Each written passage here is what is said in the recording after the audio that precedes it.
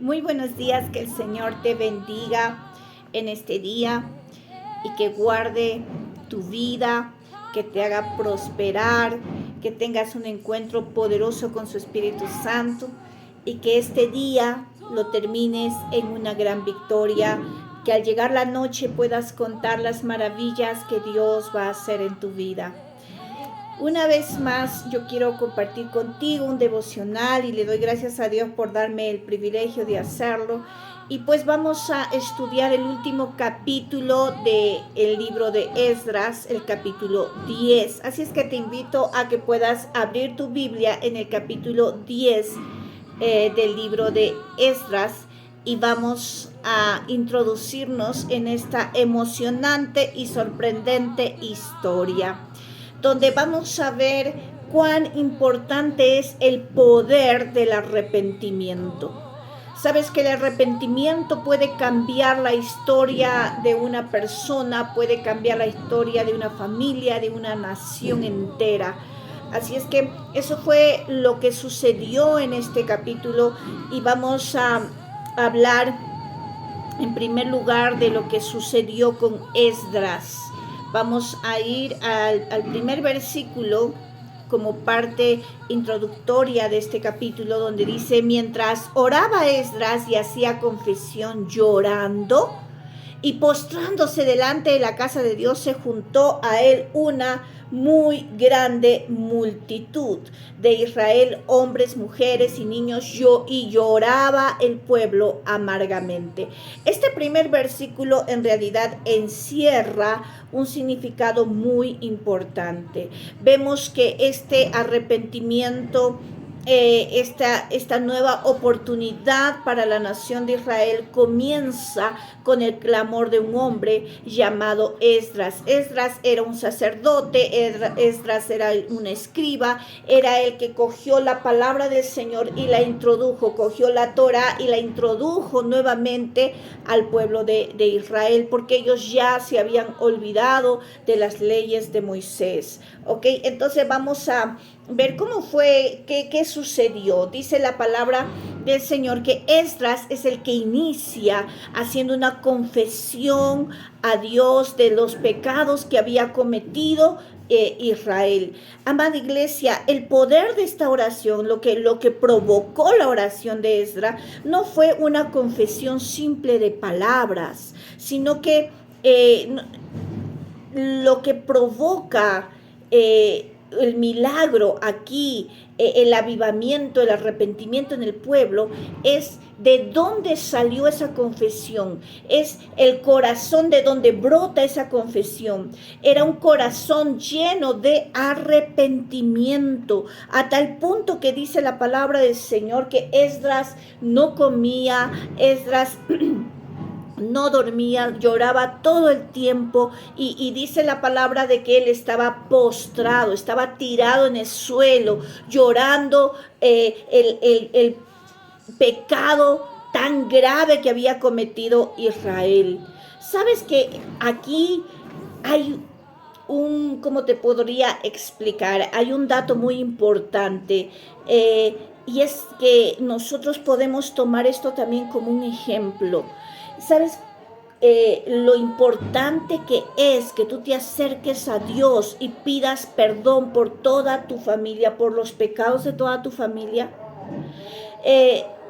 Amada iglesia, cuán importante es que nosotros nos arrodillemos delante del Señor y le pidamos que nos perdone por los pecados que cometieron nuestra familia, aunque tal vez en tu familia hubo brujería, hubo alcoholismo y tal vez tú nunca hayas participado de eso, pero recuerda que hay una maldición generacional, pero tú por llevar los apellidos que tienes, los apellidos de la gente que cometió ese pecado delante del Señor, tú doblas tus rodillas y dices: pido perdón, Señor, me arrepiento, perdóname, Señor, porque he cometido con mi familia se equivocó, mi familia, no sé, Ordóñez, Señor, se arrodilla delante de ti y yo represento a los Ordóñez y pido perdón por el pecado de la idolatría, de hechicería, de alcoholismo.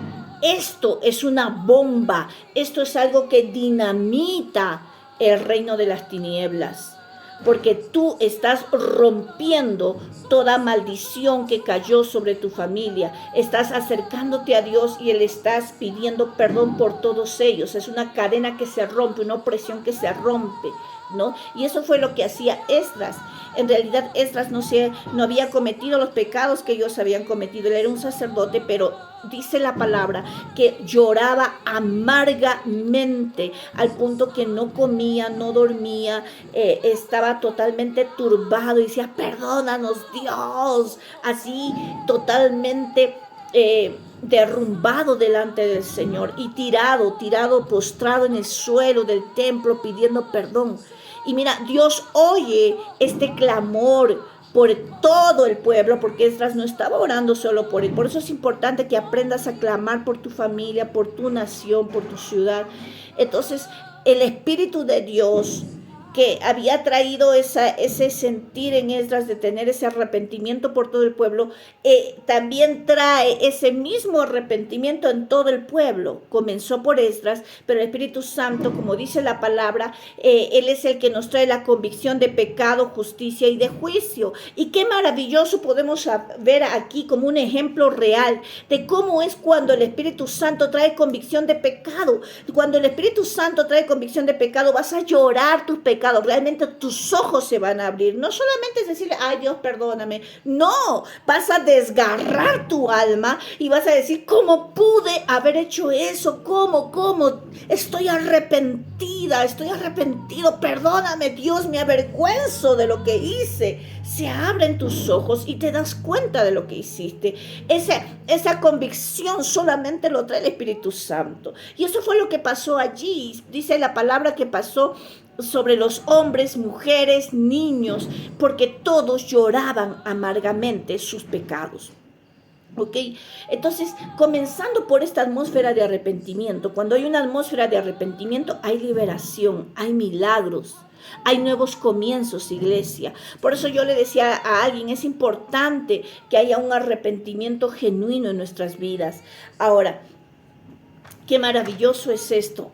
Ahora, tal vez ellos habían cometido un pecado terrible, lo cual lo vamos a mencionar en un momento, y no podían lavarse la mano y decir, bueno, se acabó el pecado. No, ellos estaban lavando sus manos con sus lágrimas de arrepentimiento delante de Dios. Y sabes, yo aprovecho para decirte algo. El diablo no quiere que tú te arrepientas de lo que tú has hecho.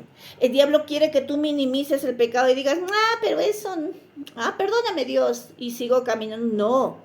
La palabra del Señor dice que el pecado es pecado. No hay pecado chiquito ni pecado grande. Tenemos que pedir perdón a Dios por lo que hicimos.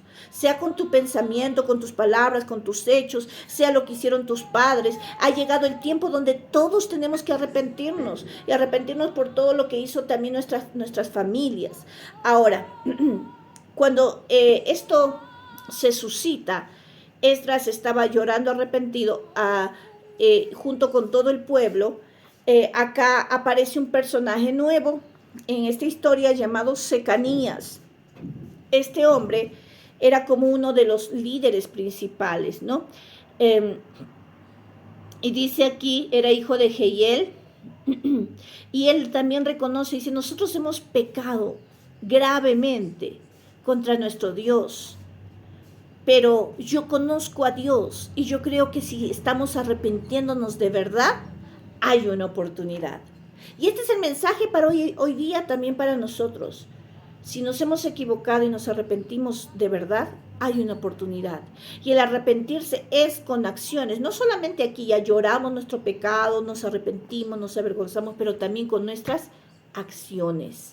El accionar, que tú des frutos de arrepentimiento, ¿ok? Que realmente cambias. Si estás yendo por un camino chueco, cambias de dirección porque te arrepentiste con tus acciones. No puedes, si tú lloras y dices te arrepientes, pero sigues haciendo lo mismo, entonces no estás arrepentido. Tú lloraste porque simplemente tenías remordimiento de conciencia o porque te dio pena lo que hiciste, pero no estabas arrepentido. La evidencia de que tú realmente estás arrepentido es cuando te das cuenta que ya no quieres hacer lo que antes hacías.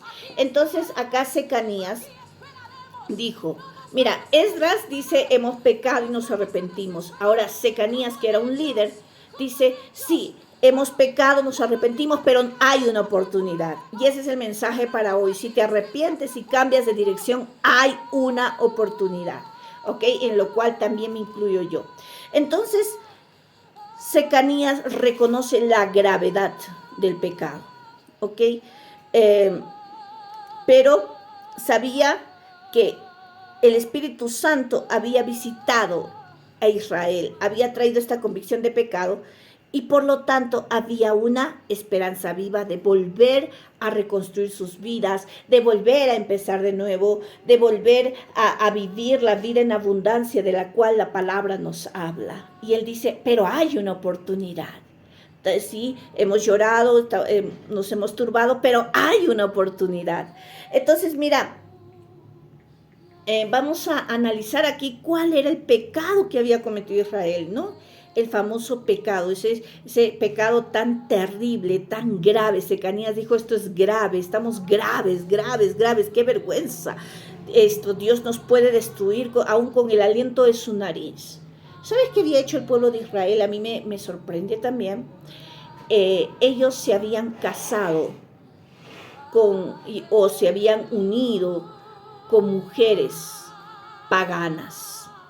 Para aclararte mejor el panorama, ellos, los judíos, el pueblo de Israel, tenían inicialmente, escúchame por favor, presta atención, inicialmente tenían un matrimonio establecido por Dios con mujeres judías, o sea, se casaron entre cristianos, entre judíos, gente de la misma fe, tenían sus familias, tenían sus hijos y hasta ahí todo estaba bien porque compartían la misma fe, las mismas costumbres, ¿verdad? Eran del mismo yugo, pero sucede algo increíble. ¿Cómo es que Satanás entra al corazón de una persona y Satanás entró en el corazón de estos varones judíos? Tal vez los sedujo con mujeres disque bonitas, porque sus esposas habían sido exiliadas y habían desgastado físicamente, porque habían pasado momentos terribles en el exilio. Pero bueno, ahora aparecen nuevas mujeres lindas, bonitas, pero eran sacerdotisas de Satanás, eran brujas. ¿Ok? Mujeres paganas. Entonces los judíos rompen su matrimonio y se van a buscar a otra mujer. Pero lamentablemente esta mujer, como les digo, era brujas, satanistas, paganas. Y tienen hijos con ellas. Y le dicen a sus esposas, chao, adiós. Es lo que vemos hoy en día, ¿verdad? Cuando el esposo consigue un amante por ahí, la mujer sabiendo que él es casado, igual se metió con ella. Y el esposo le dice chao, ¿no? Rompen el hogar, los hijos lloran y se van pues con la amante, ¿no? Eso era lo que sucedió aquí. La diferencia era que ellos, muchos de ellos contraen matrimonios con ellas, o sea, se vuelven a casar con ellas y tienen hijos, ¿no? Pero, y la gran diferencia es que no eran simplemente amantes, llamándolo o parafraseando esto, sino que eran brujas, sacerdotisas, paganas. Entonces, el pueblo de Israel se contaminó de tal manera que el pecado apestaba. Estas mujeres cogían a sus hijos y los sacrificaban en el fuego, los metían en el fuego, eran brujas, hacían cultos a Satanás, y un cristiano viviendo con una bruja era increíble, y muchas de ellas ya habían jalado a los judíos a hacer lo mismo, ¿no? Y esto fue lo que trajo tanto quebrantamiento a Esdras. Y de verdad él lloró porque dijo, esto no puede estar pasando, no puede estar pasando, se indignó totalmente. Así como nosotros nos indignamos de los pecados que hay en nuestra nación, de aquella ley que se quiere establecer, oramos para que no sea así. Esdras tuvo ese sentimiento también en su corazón. Entonces Secanías dijo, vamos a ponerle un alto a toda esta situación. Está bien, les dije hace un momento, el pecado no solamente es arrepentirse, sino accionar, cambiar de dirección, dar frutos de arrepentimiento. Entonces aquí, amada iglesia, podemos ver claramente que Secanías dice, vamos a tomar decisiones drásticas. Yo doy esta opinión y Esdras lo respalda. Y él dice, vamos a separarnos, vamos a romper todo lazo con las mujeres paganas, con las brujas, con las sacerdotisas. vamos a abandonarlas, vamos a dejarlas, vamos a volver con nuestras esposas judías, de las que nunca debimos separarnos. Vamos a volver a retomar el hogar que tuvimos un día inicialmente y vamos a romper toda relación con ellas. Entonces todo el pueblo que estaba arrepentido, que había ido a un lugar, dice que ese día estaba lloviendo, pero ellos eran tan tocados en su corazón que no les importó dejar sus casas y estar sentados en la lluvia, esa lluvia impresionante que caía aquel día, y estuvieron allí en medio de la lluvia y dijeron, está bien. Todos levantaron la mano y dijeron, bueno, casi todos dijeron, aceptamos. Vamos a tomar esa drástica decisión, vamos a separarnos de esas mujeres, vamos a romper toda relación con ellas, aceptamos. No queremos que Dios nos destruya, vamos a obedecer. Y sabes una cosa, amada iglesia, esto fue lo que ellos hicieron. Ellos tomaron esa decisión y ahora lo siguiente es de que, y mira, a pesar que llovía, las lluvias de ahí eran impresionantes, nada los obstaculizó a que vayan a congregar, a recibir esa palabra de parte del Señor. Y yo te quiero decir algo, a veces dejamos ir a la iglesia, a las células porque llueve, porque hace frío, porque no sé, porque es lejos, no lo sé. Pero yo te quiero decir, si realmente hay arrepentimiento en tu corazón, si realmente amas a Dios, nada te puede limitar. Yo conozco una familia que iba a la iglesia hasta caminando y caminaban por mucho tiempo y una distancia muy larga, con tal de recibir la palabra del Señor. Aquí Dios va a probar y va a medir cuánto realmente estás dispuesto a seguirle, adorarle y cuánto realmente lo amas, ¿no? Y el pueblo dice que no le importó, en medio de la lluvia estaban allí, en medio de esa reunión diciendo, lo vamos a hacer. Entonces Secanías recibió la aprobación de Esdras. Esdras había recibido una autoridad de parte del rey Artajerjes para poder determinar una ley. Y él determina esta ley. Dijo, en 3 días todos van a estar reunidos aquí y vamos a hacer como algo así como una investigación para ver quiénes son los que se han unido con mujeres brujas, satanistas, y vamos a declarar de que ya esa relación, esa unión queda rota. En otras palabras, podríamos ya decir de que se divorciaban, un divorcio, ¿no? Veo aquí en las anotaciones de que el divorcio no es algo que a Dios le agrade. Definitivamente Dios no aprueba el divorcio, lo permite, pero no es el deseo de su corazón. Pero literalmente esto era algo totalmente ilícito. Ellos se habían unido a mujeres satanistas. Entonces acá sí había esa excepción, ¿no? Es como, por ejemplo, la gente que se casa con personas de su mismo sexo. Esa unión nunca va a venir de Dios, eso tiene que romperse definitivamente. Entonces era algo muy similar a esto, ¿no? Ahora, el asunto es que Esdras determinó esa ley porque el rey Artajerjes le había dado esa autoridad de hacerlo, y él dice, vamos a comenzar con los líderes. Y tuvieron ahí una lista enorme de personas o de judíos que se habían unido. Comenzaron por cada tribu y pasaron, ¿no? Fulano de tal se unió con quién, allá. Muy bien, vamos a determinar que eso está roto, ¿no? Comenzaron los divorcios allí, pero acá hay algo importante, iglesia. Mira cómo Dios es misericordioso. Dice la palabra del Señor, y esto está sentado ya por los estudiosos, por los que han estudiado el libro de Esdras, de que a cada mujer no las dejaban en la nada ni en el desamparo, porque había niños de por medio, sino que les entregaban pues un sustento para que ellas puedan seguir y continuar viviendo, ¿no? No sé, tal vez ese sustento eran tierras, ¿cómo se llama esto? Producciones agrícolas, no lo sé, eso no lo especifica la Biblia, pero sí les entregaron un sustento para que se vayan, ¿ok? Entonces, gloria a Dios por esto, ¿no? Y también no solo eso, iglesia, presta atención a esto que te voy a decir. Ellos, dice la palabra del Señor, que inquirieron, quiere decir que investigaron caso por caso. Y en esos casos, y esto duró semanas porque investigaron, ¿no? Y le decían, por ejemplo, digamos, a Juan se metió con una mujer satanista y le decían a la mujer satanista, ¿quieres renunciar a tus prácticas paganas y aceptar a Jehová de los ejércitos como tu Dios? Si la mujer decía que sí, se añadía al pueblo de Israel. Era bienvenida al pueblo de Israel. Pero si decía que no, bien, ok, aquí acaba todo, firmamos el divorcio, se rompe esta relación, adiós, ¿ok?